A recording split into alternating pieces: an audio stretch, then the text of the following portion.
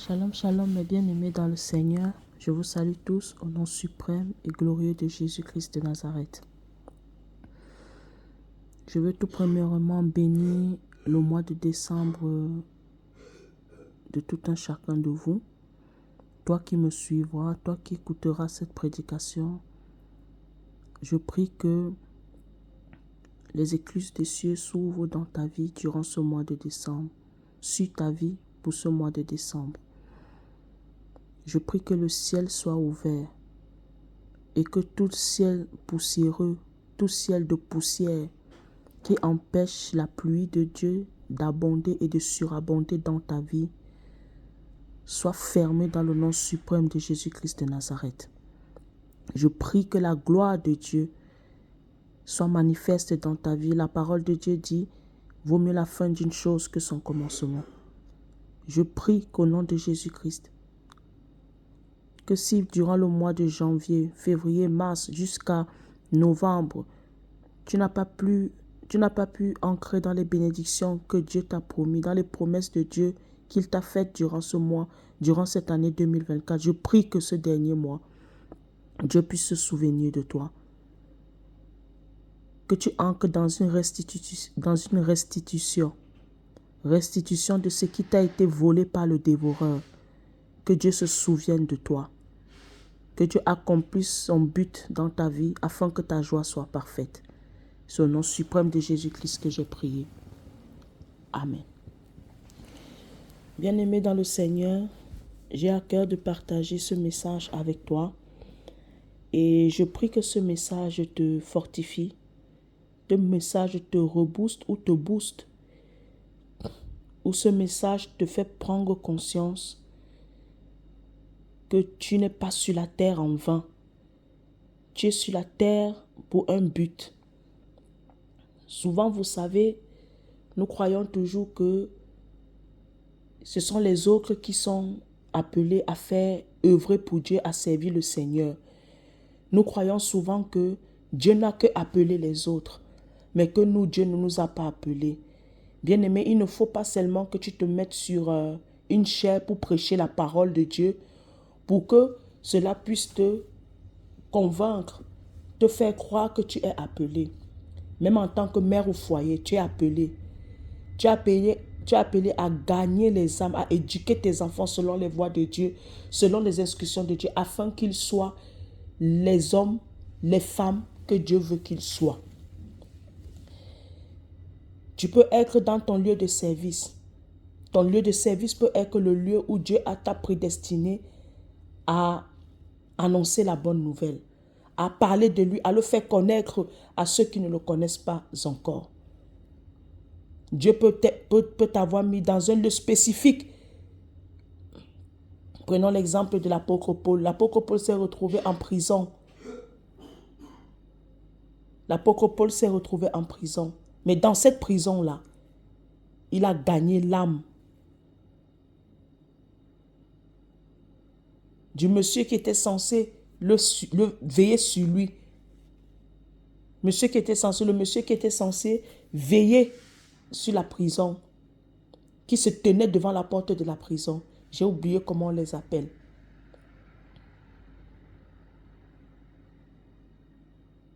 L'apôtre Paul n'avait pas été envoyé là-bas en vain. L'apôtre Paul est allé en prison parce que Dieu, dans tout lieu, favorable ou non, dans toute situation, favorable ou non, Dieu tire toujours sa gloire. Et l'apôtre Paul a pu sauver ce monsieur et sa famille. Ils ont été gagnés à Christ.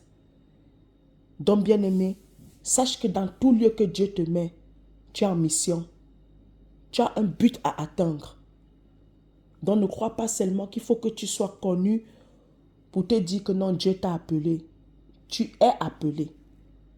Si réellement tu es né de nouveau, tu as reçu comme message, tu as reçu comme ministère, comme mandat, comme appel, le ministère de la réconciliation, tu es appelé.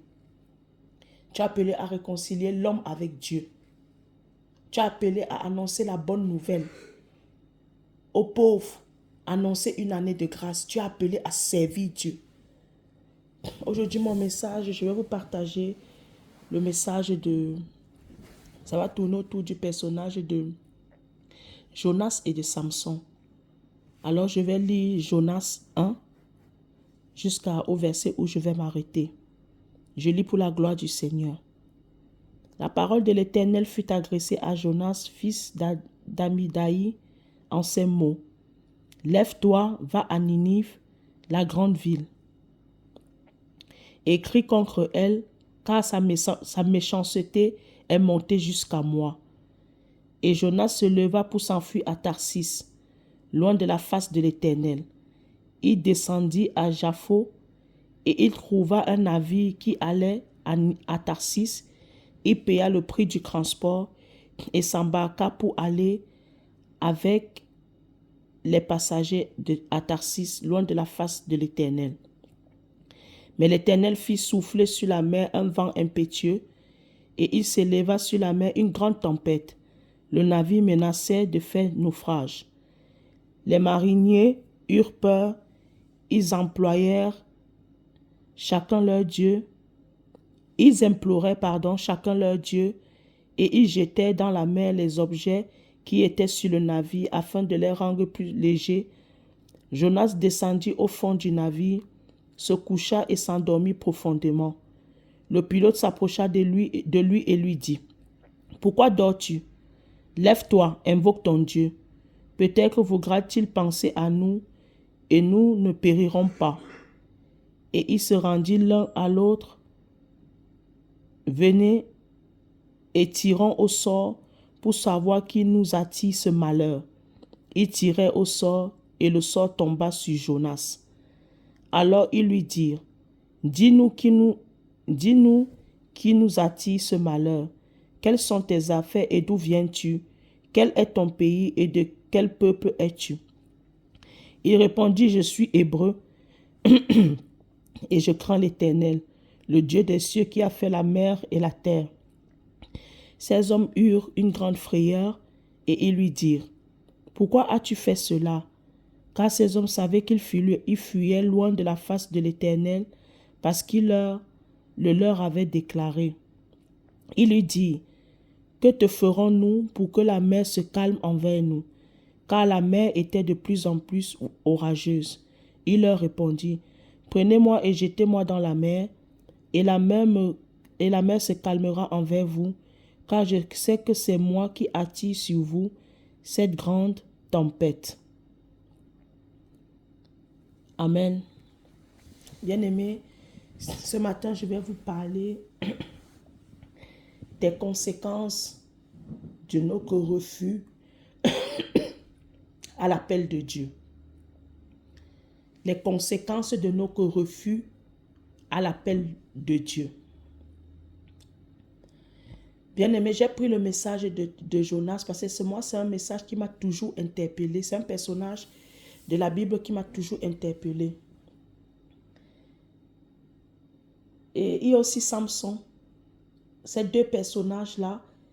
Mais Jonas, après, il s'est ressaisi. Il allait faire ce que Dieu lui a demandé de faire. C'est ça qui est la bonne nouvelle. Je vais dire à quelqu'un, je vais dire à une personne ce matin, bien-aimé, Dieu peut t'appeler, tu peux lui résister pendant un bon moment. Mais le plus important, c'est que à la fin de compte, tu puisses répondre à l'appel de Dieu. Il est très important pour toi, pour nous, pour vous, de comprendre que Dieu ne nous appelle pas parce que il lui est incapable de résoudre lui-même ses problèmes ou bien de répondre favorablement aux problèmes des autres. Si Dieu nous appelle, si Dieu nous choisit, c'est parce que Dieu et nous sommes des collaborateurs. Nous sommes en collaboration. Nous ne sommes pas seulement des simples enfants de Dieu. Nous ne sommes pas seulement des simples chrétiens. Mais Dieu voit en nous plus que ça. Nous sommes des collaborateurs avec Dieu. Avec Dieu, nous avons une alliance. Nous n'avons pas seulement une alliance pour qu'il doit nous bénir, pour qu'il doit nous accorder le mariage, pour que nous ayons la vie éternelle. nous avons aussi une alliance dans le service. Et bien aimé, sache que ton obéissance à Dieu révèle ta maturité. Ta rapidité à obéir Dieu révèle ta maturité. Ici, le problème de Jonas n'était pas que Jonas avait un problème avec Dieu. Jonas avait un problème avec le peuple de Ninive. Jonas haïssait le peuple de Ninive parce que le peuple de Ninive était chaque fois en train de mortifier le peuple de Jonas. Jonas avait un problème avec le peuple de Ninive. Eh bien aimé, je vais dire quelque chose à une personne. Souvent, Dieu peut t'appeler et t'envoyer là où toi tu ne veux pas, dans le but toi-même de te restaurer, dans le but toi-même de sauver ton âme. Il en a été dans le cas de Jonas. Dieu n'a pas seulement sauvé le peuple de Ninive, mais Dieu a aussi sauvé l'âme de Jonas. Parce que l'âme de Jonas était remplie d'amertume, de haine, de colère, de rancune envers le peuple de Ninive. C'est pourquoi si vous lisez plus loin, lorsque Dieu dit à Jonas que je veux sauver le peuple de Ninive, si ce peuple se répand, je veux sauver, Jonas s'est opposé. Jonas a en voulu à Dieu. Jonas a demandé à Dieu pourquoi est-ce que Dieu veut sauver ce peuple. Parce que pour Jonas, ce peuple ne méritait pas, était indigne de mériter de la miséricorde de Dieu, de la grâce de Dieu. Ce peuple était indigne de mériter la grâce de Dieu, la miséricorde de Dieu. Qu'en est-il? Qui parmi nous n'ont pas eu ce même comportement que Jonas? Lorsque Dieu nous demande de prier pour quelqu'un, nous refusons de prier parce que nous avons dans notre cœur la haine. Nous gardons rancune à la personne. Qui, lorsque Dieu veut faire du bien à quelqu'un, nous nous opposons. Nous demandons même à Dieu, lorsqu'une personne nous fait du mal, lorsqu'une personne nous offense, quand nous allons nous tenir devant le trône de la grâce, comment est-ce que nous allons plaider notre cause devant Dieu pour que Dieu puisse frapper la personne qui nous a offensés? Souvent, Dieu ne frappera pas la personne. Souvent, Dieu va gagner la personne. Souvent, Dieu va te pousser, toi, à aller te réconcilier avec la personne. Dieu va se servir de toi comme canal, instrument pour ramener la personne à lui. Et en même temps, toi aussi, il va te restaurer, il va te sauver. Et Dieu ne perdra aucun d'entre vous. Parce que le but de Dieu, ce n'est pas de nous perdre. Le but de Dieu, c'est que nous allons à la repentance véritable pour être sauvés. Dieu use beaucoup de patience envers nous, bien-aimés. Je vais dire ceci à une personne. Si tu es conscient, très conscient que Dieu t'a appelé, mais tu es en train de refuser l'appel de Dieu, tu t'opposes à l'appel de Dieu, parce que tu as peur du lendemain. Parce que pour toi, tu ne connais pas à quoi ça te servirait de servir Dieu. Ou bien parce que toi, tu as d'autres projets dans ta tête. Tu as d'autres projets dans ta vie. Sache que, bien-aimé, tant que tu refuses l'appel de Dieu, tu te retrouveras dans le même... Les personnes que Dieu a mandatées pour que toi, tu peux être un instrument, un canal par lequel il va passer pour que tu sauves ces âmes-là seront perdues. Tu as vu à cause de Jonas, les hommes qui étaient dans le navire allaient périr à cause de lui, à cause de sa désobéissance, à cause de sa haine, à cause de sa rébellion, à cause de son manque de sérieux, à cause de l'amertume qu'il avait dans son cœur contre le peuple de Ninive. Combien de personnes as-tu déjà tuées? Combien de personnes as-tu déjà livrées entre les mains de Satan? Combien de personnes as-tu donné accès à Satan? Combien de personnes ont emprunté un faux chemin, un mauvais chemin, parce que toi, tu as refusé de répondre à l'appel de Dieu?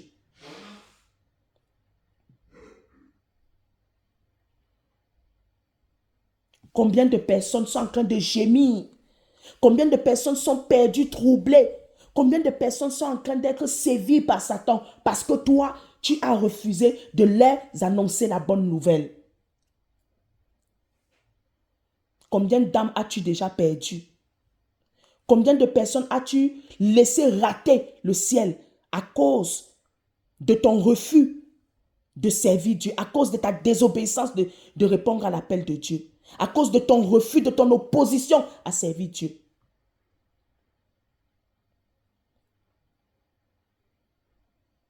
Combien de personnes as-tu déjà perdu? Prenons l'exemple de Samson. Dieu a appelé Samson. Mais Samson, lui, ce qui l'intéressait, c'était les femmes. Samson, lui, ce qui l'intéressait, c'était sa propre personne à lui. Samson se servait de la force de Dieu, soit pour combattre ses ennemis, soit pour impressionner les femmes. Mais en aucun cas, Samson se servait de la force que Dieu lui a donnée, de l'onction, de la grâce que Dieu a déposée sur lui pour accomplir le but de Dieu. Parce que le but de Dieu était que Samson sauve le peuple de Dieu des Philistins, d'entre les mains des Philistins. Mais Samson se servait de la force de Dieu, de ce que Dieu lui a donné, de l'onction de Dieu pour le service, pour ses propres intérêts. Que fais-tu de ce que Dieu t'a donné? Crois-tu aujourd'hui que toi, en étant chrétien, si la personne que Dieu avait disposée pour t'attirer à lui, cette personne-là se serait résistée, aurait refusé de servir Dieu au travers de toi, crois-tu que tu serais là où tu es aujourd'hui?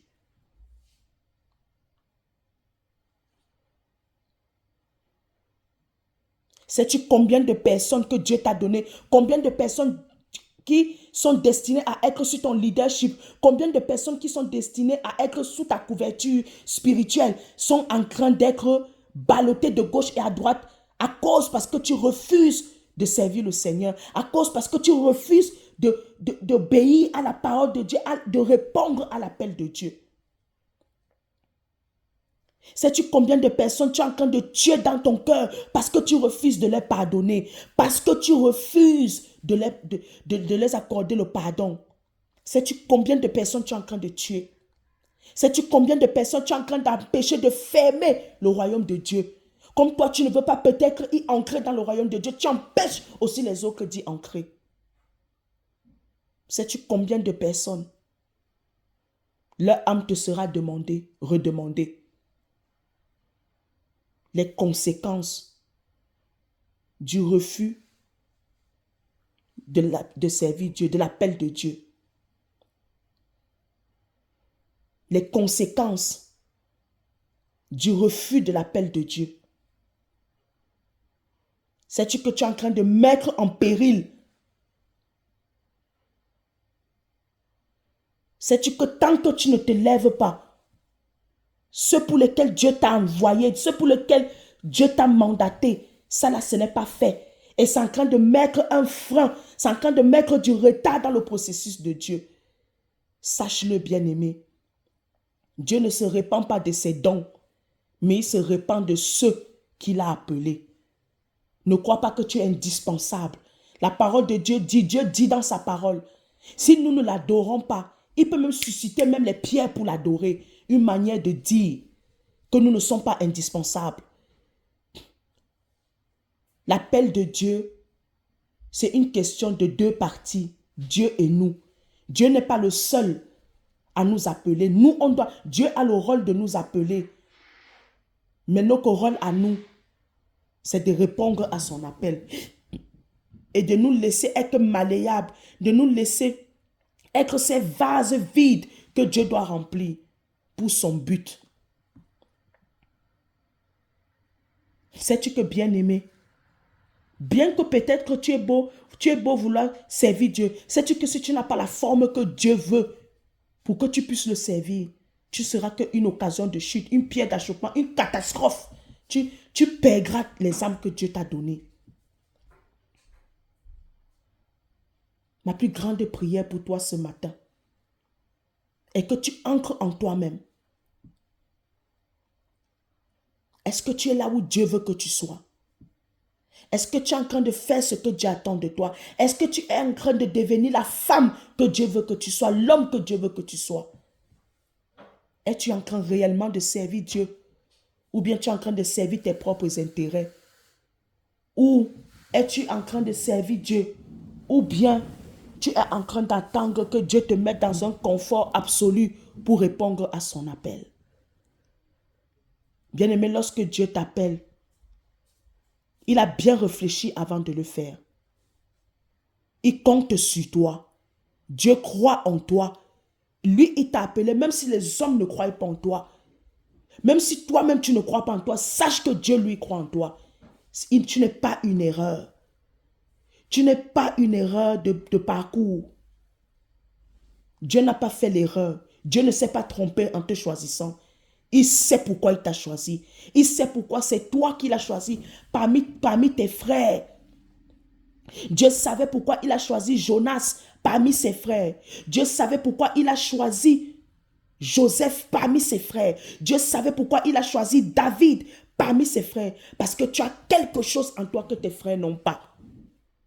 Parce que tu as quelque chose en toi, parce que tu as trouvé grâce aux yeux de Dieu. Alors lève-toi. Lève-toi. Lève-toi. Il est temps que tu te lèves. Il est temps que tu te lèves. Tu sois ferme, déterminé. Lève-toi et réponds à l'appel de Dieu. Bien-aimé, crois-tu que tu as envie? Pourquoi? Tu crois que tu as envie parce que Dieu t'aime plus que les autres? Crois-tu que tu as envie parce que tu mérites d'être en vie? Tu es meilleur que ceux qui n'ont pas vu ce jour, ceux qui sont décédés? Si tu es encore en vie, c'est parce que tu as une mission à accomplir. Tu es encore en vie parce que tu as une mission à accomplir. Tu n'es pas sur cette terre comme un esprit errant. Tu es là pour un but. Tu as été mandaté pour un but. Et tant que tu n'atteins pas ce but-là, bien-aimé, il te sera difficile de trouver la paix, la joie, la véritable joie. Parce que c'est lorsque nous servons le Seigneur, nous sommes là où Dieu veut que nous soyons, nous faisons ce que Dieu veut que nous fassions. C'est là que nous avons la véritable paix et joie. Même si on rencontre des oppositions, tant que nous sommes là où Dieu veut que nous soyons, tant que nous sommes en train de faire ce que Dieu veut que nous fassions, personne ne pourra nous ébranler. Rien ne nous retiendra. Rien ne nous empêchera d'accomplir le but de Dieu, d'atteindre le but de Dieu. La seule personne qui peut nous empêcher d'atteindre le but de Dieu, c'est nous-mêmes. Alors, bien-aimé, ta part de responsabilité, est-ce que tu la remplis? Est-ce que tu remplis ta part de responsabilité? Tant que Père, je te dis merci. Je te bénis et je glorifie ton saint et puissant nom. Papa, que toute personne qui prendra part de ce message, tu puisses, papa, les toucher. Tu puisses, papa, parler à leur cœur, Père. Papa, je prie, non pas seul, mais avec mon cher Saint-Esprit, afin que tu puisses attirer un grand nombre à écouter ce message, papa. Il y en a des personnes qui ont besoin d'être boostées. Il y en a des personnes qui sont dans l'ignorance, éternel Dieu mon roi. Toi-même, tu as dit dans ta parole, ton peuple périt parce qu'il manque de faute de connaissance, Père. Oui, papa, souvent l'ignorance peut nous mener à faire des mauvais choix, à nous détourner de ta parfaite volonté pour nous. Papa, souvent, ta volonté souvent peut être que oui, nous nous retrouvons dans la disette, dans des temps de désert, dans des prisons, papa, parce que c'est là-bas, éternel Dieu mon roi, que tu nous veux en ce moment. Tu as voulu l'apôtre Paul en ce moment en prison, parce qu'il fallait qu'il sauve, éternel Dieu mon roi. Il fallait qu'il sauve ce monsieur et sa famille. Tu as voulu l'apôtre Paul, éternel Dieu mon roi, en ce lieu, pour un but bien précis.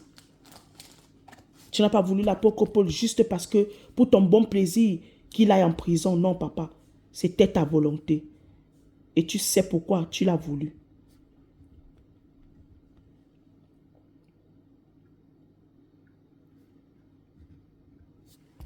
Je te prie pour toutes ces personnes, papa. Pour toutes ces personnes, éternel Dieu mon roi.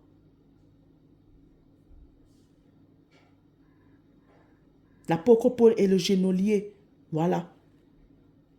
Dieu savait pourquoi. Tu savais pourquoi, papa. Tu as permis que l'apôtre Paul soit en prison. Souvent, nous pensons que nous sommes dans des positions difficiles. Peut-être que nous sommes dans les oppositions. Non, papa. Peut-être c'est là-bas que tu nous veux en ce moment. Parce que tu veux manifester ta gloire, ta puissance au milieu de ces personnes-là. Tu l'as fait en prison avec l'apôtre Paul face au geôlier. Le geôlier seul n'a pas été sauvé tout seul. Il a aussi été sauvé avec sa famille. Il en est de même pour l'apôtre Pierre. Avec Corneille, papa. L'apôtre Pierre s'est trouvé au bon endroit, au bon moment pour aller sauver Corneille et sa famille. Il en est de même pour l'eunuque éthiopien. Tu as envoyé ton serviteur Philippe dans le désert. Parce qu'il fallait qu'à ce moment-là, il se trouve dans le désert pour aller sauver. Pour aller annoncer la bonne nouvelle. Pour aller éclairer l'eunuque éthiopien sur ce que la parole qu'il était en train de lire mais qu'il ne comprenait pas. Dès que l'eunuque éthiopien a été éclairé, papa, cet eunuque éthiopien a été sauvé, son âme a été sauvée. Souvent, tu as envoyé l'apôtre Paul à Macédoine parce qu'un Macédonien avait prié pour que tu envoies l'apôtre Paul, pour annoncer la parole à sa famille, pour annoncer la parole aux Macédoniens. L'apôtre Paul se trouvait là-bas au bon endroit, au bon moment, selon ton temps, Père. Je prie que tu touches nos cœurs. Je prie que tu nous apprennes à mieux compter nos jours sur la terre, à racheter le temps, éternel Dieu mon roi. Car les jours sont mauvais. Sors-nous de toute distraction. Sors-nous de tout lieu où toi tu ne nous veux pas.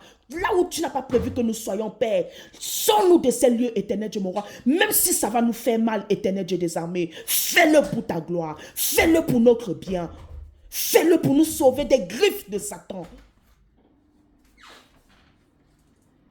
Fais-le, papa. Fais-le pour tes enfants. Nous avons besoin de toi. Nous avons besoin de toi, tendre Père. Manifeste ta gloire, mon cher Saint-Esprit. Merci parce que tu le fais. Merci parce que tu l'as fait. C'est au nom de Jésus-Christ que j'ai prié. Amen. Bien-aimé, je te salue dans le nom suprême de Jésus. Paix et grâce dans ta vie. Paix et grâce dans ta famille. Paix et grâce dans ta maison. Que ce mois de décembre s'écrit gloire dans ta vie. Que Dieu te bénisse abondamment. C'est au nom suprême de Jésus-Christ que j'ai prié. Amen. Bye bye.